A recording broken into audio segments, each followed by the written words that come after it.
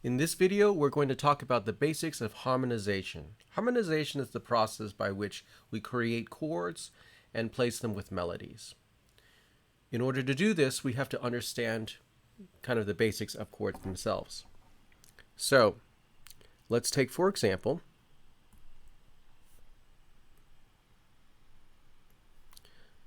the key of C. Okay. In the key of C, I'm going to just draw the 7 scale degrees in the key of C. All right. Whereby C is the first scale degree, D is the second scale degree, E is the third, F is the fourth, G is the fifth, A is the sixth, and B is the seventh scale degree. Next, we're going to add a third on top of each of these chords. So a third here, a third here, a third here, just like this. And then we're also going to add a fifth. So C, E, G, D, F, A, E, G, B, F, A, C, G, B, D, A, C, E, and B, D, F. Finally, I'm going to write in the Roman numerals. So this will be, actually before I do that, let me do this first. This is a C major chord. This will be a D minor chord. E minor, this is what's known as a lead sheet symbol. F major, G major, A minor, and B diminished. Okay, those are the lead sheet symbols. And below here, I'm going to write the Roman numerals. Okay, corresponding to C major, this will be a 1 chord, capitalized because it's major. This will be a minor 2 chord, a minor 3 chord, a major 4 chord, a major 5 chord, a minor 6 chord, and a diminished 7th chord. Okay. So this information is really important. So for example, let's take, for example, 1 chord here, and I'll move just over here. Let's say we have a 1 chord. We know the notes of a 1 chord in the key of C major are the notes C, E, and G. Therefore, if I have a melody, let's say the melody goes G, F, E, okay? I can say, well, the melody has note G and E right here, G and E. Okay, so I'll highlight my chord tones. These are what are known as chord tones. I'll highlight them in blue. And for the non-chord tones, I'll just put it in parentheses. They're called non-chord tones because they don't exist in the chord. Because there are 2 common notes or chord tones in this melody, it's probably going to sound pretty good with the 1 chord. So if I play a 1 chord here, and I'll switch views so you can see. Okay, so I'm back on the piano. I'm going to play a 1 chord here, C, E, G, with my left hand. I'll do it down an octave. And my right hand, I'm going to play the melody G, F, E, and if we listen to it, it works. Okay, and the reason it works again is because of the common tones, the G and the E. So let's take another example. Let's do a longer example now. So I'm actually going to write a melodic example here. Again, I'm in C, and I'll go ahead and put this in 4/4 time. And let's start the melody the same way. We'll do G, F. This time I'll make my E a half note. And then I'm going to do something like this. D, F, E, D, C, like this. Let's make this our demonstration melody. Okay. And for simplicity's sake, I'm going to choose 1 harmony, 1 chord for each measure.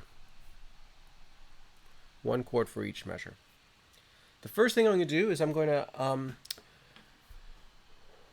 determine, okay, which harmonies are going to be possible.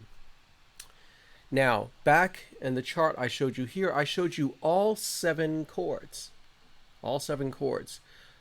But the truth is, 3 of these chords are far more common than others. The most common chord is the 1 chord. Okay? You're always going to have 1 chords in your music. The next most common chord is the 5 chord. That's the dominant. Super common. You can just have 1, 5, 1, 5, 1 and build entire songs just off of that. Okay? And the next most common one will definitely be the 4 chord, which is the subdominant. Okay? So all of your harmonies are just going to be based off 1, 5, or 1, 4, and 5. And that's what I would recommend to begin. Okay? So in this case, let's just try 1 and 5 and pick the best ones we have. So I'll write my 1 chord notes. The 1 chord are the notes C, E, and G. And my 5 chord will be G, B, and D. And that's based off of, again, this chart right here. If we look at the, I can show you with my cursor here. C, E, and G on the 1 chord. That's where I've gotten those letters from. And the 5 chord, G, B, and D. That's the 5 chord. All right, so now let's come back over here. And for each measure, I'm going to write the actual notes here. Just for my E's, G, F, E, D, F, E, D, C. All right.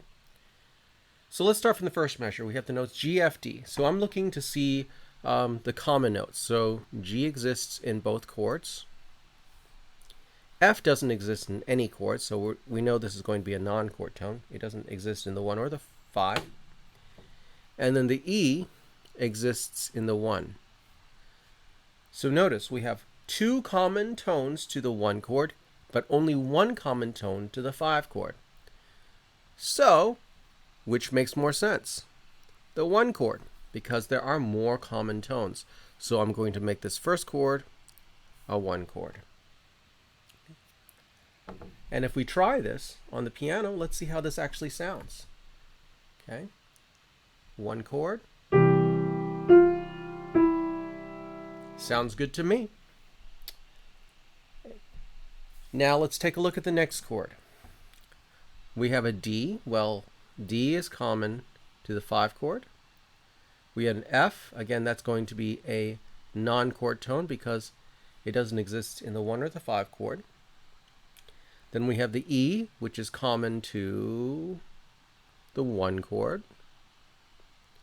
And then another D, which is common to the 5 chord. So again, we have 2 notes common to 1 chord and 1 common to the other.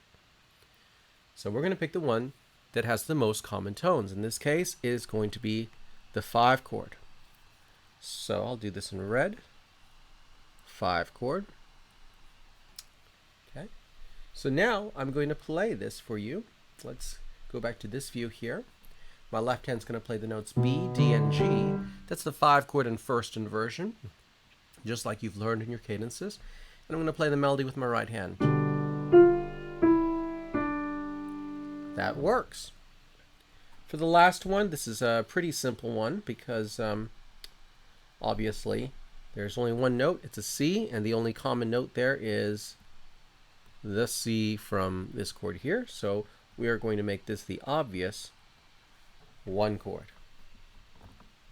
And if I demonstrate it, it looks like this. I'm going to slide this up for you so you can see the actual chords. That'll be the last chord. So let me play this whole melody by itself first.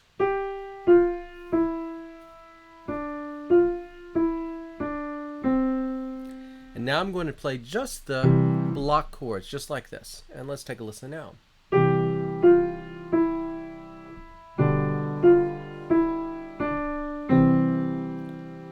We have successfully harmonized this melody. So this is a good starting point. And I would recommend that you start with just harmonizing using the 1 and the 5 chord to begin with. And as you become more comfortable with this, then you can harmonize using the 1, 4, and 5. That's the tonic, subdominant, and dominant chords. And only after you've gotten quite accustomed to that would I begin to expand that a bit more, because you will end up with more options. So master one step at a time is the name of the game. Thanks, and I will see you in the next video.